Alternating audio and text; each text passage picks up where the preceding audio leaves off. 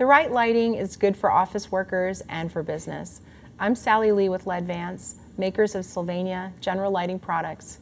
Today I am here with Danny Maney, outside sales specialist with Lester Sales, here to talk about better lighting for better living in offices.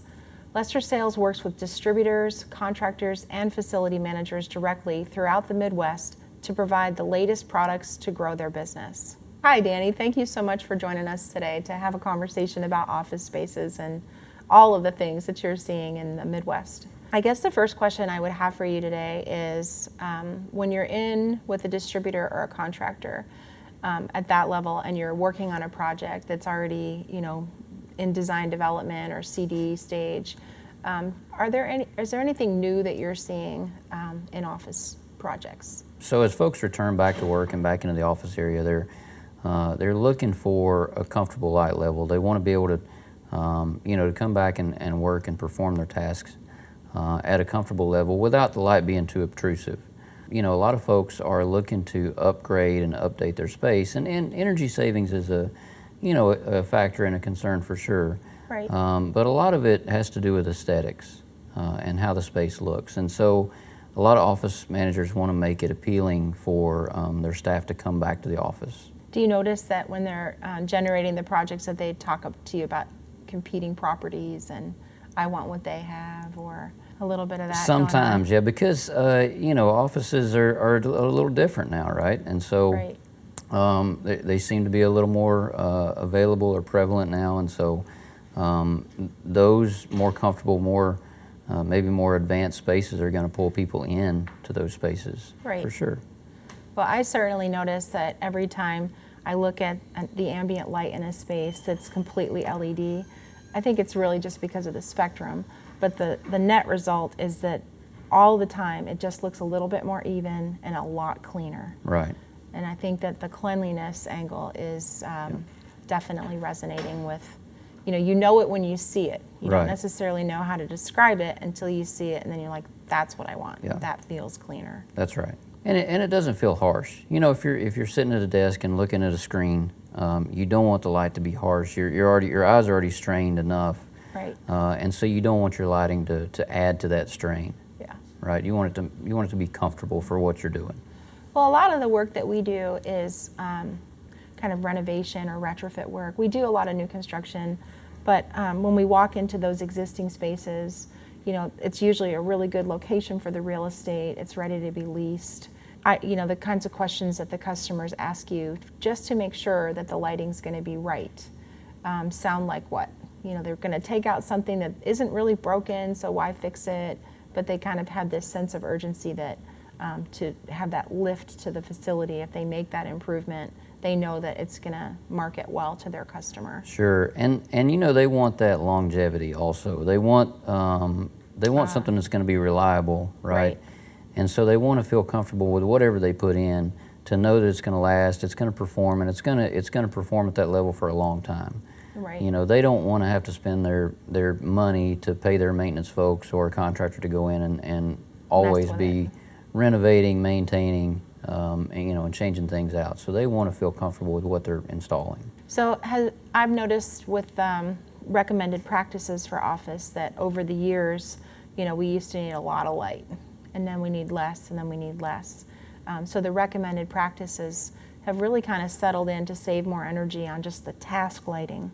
But a lot of the lighting that we're selling is kind of uniform lighting. It goes everywhere. So have you had people talking to you about the space appearing bright? They want it to be more bright, less bright? Yeah, so I run into that quite a bit. So certain areas, depending on their task, depending on what they do, may need more light or may need less light. So there's a lot of interest in flexibility in lighting and control. Right. Right. So they, some folks may want it less bright, and they want to be able to adjust it as they need it. Right. In certain labs, for instance, may need it brighter at some point, or less bright. Or all the time, yeah. Yeah, or all the time. But they want that flexibility and control, and so to make it easy for them to be able to control the light level and adjust it to the task that they're doing is valuable. I love how with the in current, in the inrush, if you will, I don't know why I said current, but in the inrush of LED for ambient lighting, that virtually all of the products are 0 to 10 volt dimmable. Some of them are phase cut dimmable. But I have also noticed that not a lot of companies are activating the dimming. Right. So it could be the question of no new wires. And then when we get into the control conversation of like, what do you really want to do with this? Like the luminaire level lighting control conversation. Sure. It seems to be like that poster that, you know, the guy would sit there with the speakers and yes, I want to be able to do that, but I really don't want to mess with it. So. Right. But it really is nice that the LEDs can dim down, most Yeah. of them to 10% or lower, Right. really consistently, and deliver that extra flexibility for personalizing the space. That's right. But You you know, do and- have to wire it. And a common misconception from a lot of folks that I talk to in office spaces is they think LED and they think bright white. Right. You know, and that's not necessarily the case. That's, you know, that's a color preference. True. And flexibility with LED is so much easier than people really think it is. Right. So you can adjust that color, right? So you can make it whiter if you want, but you can also make it warmer to be more inviting and you know, a more Right. comfortable office space. That's a really good feature in the panel series and the volumetric series, that we have color selectable Right. products. So you can, while you'd have to manually adjust it at the fixture level, you are not, there will be no go backs, you know. Right. So we right. can change our minds midstream, because LED does read a little bit whiter. It does. It's that part of that clean look that you Yeah. get, but you could use the adjustable color temperature in the field right. to address that. That's a You good know, and a lot of call-out. people associate that with a whiter light as more of like a sterile, you know, like a hospital or healthcare application, right? Right. And a lot of folks are hesitant to put that in their office area because of that. But again, we have that flexibility, and we can make it certainly warmer and, you know, more inviting, more comfortable for office spaces. Yeah, and there's a lot of spaces, like if it's a corporately owned facility, they'll take a large floor plate and dedicate space for lounges like where we're seated, just Right. so that we can have some generative conversations, and that has a different vibe to it than that's a little warmer. Yeah. Yeah, you're right. Another good point also is a lot of buildings have the old parabolic fluorescent fixtures in, you know, and they were installed Right. back in the time where computer screens were glass and they were trying to, you know, reduce glare and all that. Right. Well, you know, we have great simple products that we can go in and change those fixtures out and retrofit those fixtures to new upgraded LED without even really taking the fixture out of the ceiling. Right. With You know, the we kids. we have a great retrofit kit that we can pop in there in, you know, just a few minutes and change those out. And that gets rid of a lot of the recycling and disposal Right. costs as well. Yeah. You know, and there's some parts of the country where you can't break the plenum, the ceiling plane, right? Right. And you know, unless you've got certain approvals or. And then do you want to? And do you want to, right? You know, and so Right. we've got some really nice stuff that we can retrofit in those applications without breaking the ceiling plane. So how many times do people call you about a lamp opportunity and you end up also offering them a fixture opportunity, a new luminaire or a retrofit kit? Most times, you know, we ask a lot of questions when we go in. We try to make sure that we have a good understanding of what the expectation is of the customer, the end user. We have uncomfortable conversations about budget sometimes, but you need to have those conversations, right? And you need to get a feel for what the customer wants, and you know, and help them achieve that. Certainly, we usually always lead with a fixture option. We feel like that's the best option for sure. But depend on the application, depend on the budget, depend on, you know, whatever, a multitude of things, time constraints, whatever it may be. Right. We have a ton of good lamp options as well that we can easily retrofit into existing fixtures. How many times do people want to talk to you about dimming and controls? How do they approach that with you, particularly if they're already in a building where something's been done and they're either happy with it or maybe they're not? You know, here's the thing, it's not very common because people largely just don't know that it's available. And so I feel like a good value add for us is to talk about dimming and talk about, you know, those capabilities. Really the only time that dimming is ever brought up is in a a space that already has dimming existing, Okay. and they want to continue to dim with a new fixture of some sort. But we really try to point out all those advantages and kind of flexibility and how easy that is to do. Right. And when you start bringing up those add-ons into the conversation, it's like buying a car, and you bought the car, but you want the heated steering wheel also, right? And so, yeah, your fixture can also dim. Would you like it to dim? And we can also, set it on a time schedule, and we can, there's all these certain things that we can do that folks just may not know is available, which is really cool. Yeah, it is pretty cool. And just understanding lighting and them trusting you to know how the space is being used and what would make the most sense for those default settings. Right. Because they don't want to come back and look at a bank of wall switches and try to figure it out later, or they'll just, defeat the whole purpose. That's right. Yeah, I find that there's so much published about lighting controls, and the articles can be brief or they can be lengthy. And because it's really an emerging trend, that people do have an interest, but they just don't want to deal with the complexity. Right. What do you feel about the control strategy that we have within the Sylvania products? I think the flexibility of the options that we have with the Sylvania offering is really widely accepted because it's pretty simplistic. And we even offer most times, as Lester Sales as the agency, we offer to help program fixtures for the customer if they want us to. And so we really kind of offer that as a value add to go in and really kind of help you get it set up how you want it, what you want it to do and how you want it to perform. Right. And then we can kind of set it and forget it, right? And as long as somebody has just a good, simple understanding of what they want to do, if they want to make any changes going forward, Right. That's kind of the best approach for us. Well, with the 0 to 10 protocol, that's very, very open. Right. So that's just a matter of setting the switching up correctly and getting people comfortable with that. I think that's the most approachable. Right. But I really do love how we had to make a decision that we didn't want to lock people in to particular protocols. And we know that particularly in property management, where you may have one tenant who has a spec on a couple of floors and somebody else has something different, that in order to be nimble and flexible, going to market with different manufacturers' controls embedded in our fixtures, or sort of, we call them control enabled. So we've gotten good feedback from contractors on the concept that you can pull it out of the box, it's already got everything installed, and then it would commission as usual. We still need to remind customers every day that lighting controls for them. And the costs have come down, and the Department of Energy is publishing things.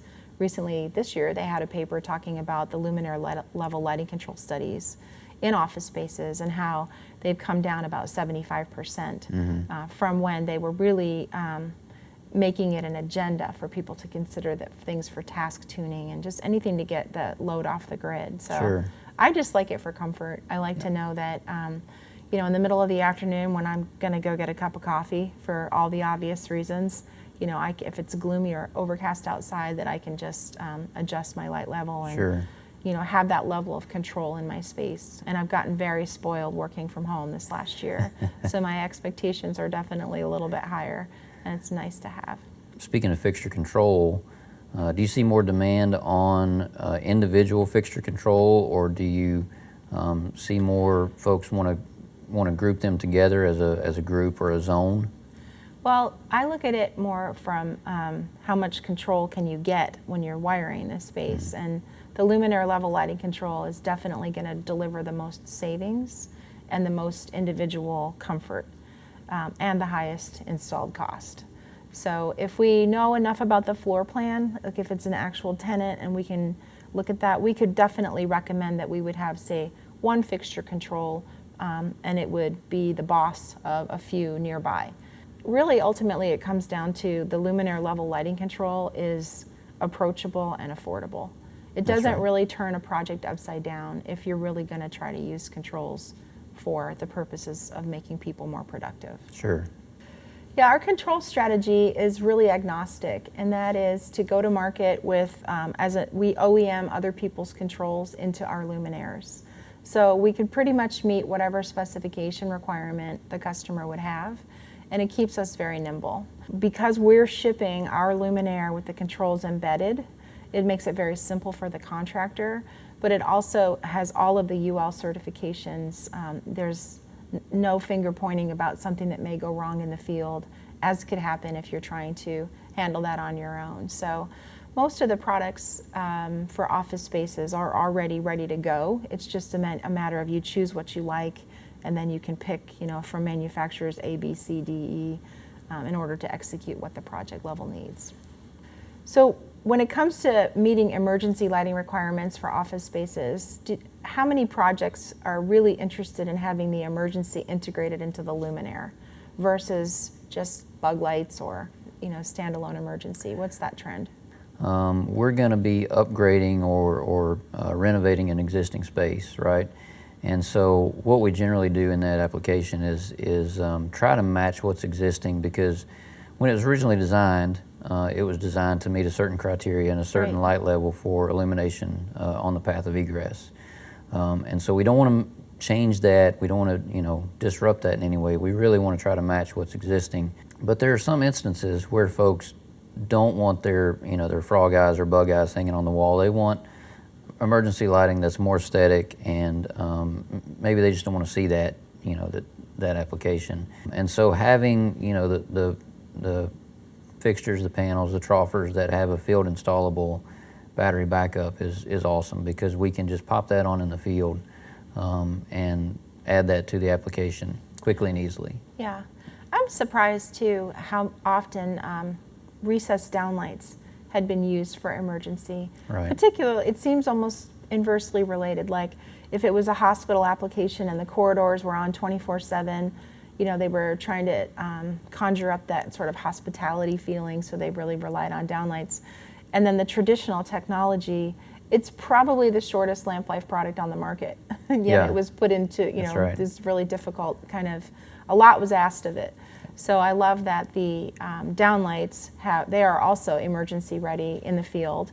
So when you do miss the fact that a downlight is emergency on an audit, we simply have a kit that we can ship out, and they're field modifiable. So It's something interesting about the downlights on emergency. Sometimes those aren't even on in the in the setting, in the office or the hospital or they're whatever. kind of an always off. They're just always off unless there's an emergency. But now, we have a really nice option where we can actually turn the light on and give them light. And the facility looks maintained, right, as opposed with to an emergency or battery backup option. Right. Yeah, and so they actually have light now where they didn't. That's and a great point. It's always appreciated. Yeah, that's good. First of all, no one maintains emergency lighting. Right. I mean, for goodness sakes, who's really running around testing it like they're supposed to be?